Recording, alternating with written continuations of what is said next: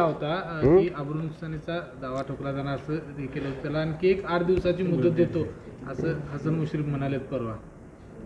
तो त्यांचा प्रश्न आहे बाबा. त्यांनी मुदत मी त्याला त्या मुदतीला आणि त्या अब्रूनुकीला मी काही घाबरत नाही आहे.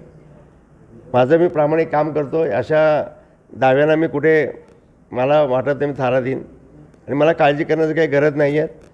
आणि मी पैसे आणायचे तर कुठून आणायचे? मुश्रीफ साहेबांनीच मग आम्हाला केडीसीतून लोन द्यायला पाहिजेत. मग कुठेतरी संस्था मी तयार करून दाखवतो.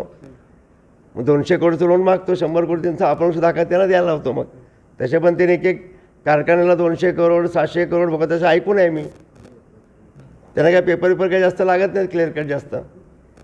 पण अवसायनातील ज्या काही संस्थांच्या बाबत सुनावणी कायम आहे का? कारण अजूनही हसन मुश्रीफ म्हणतात आम्ही महायुती म्हणूनच लढणार आहोत.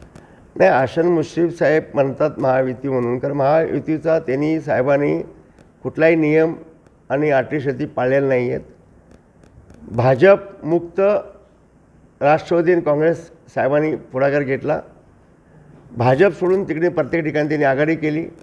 भाजप कसा संपेल ह्या विचाराने त्यांनी एकदम सिस्टमॅटिक काम केलं आहे.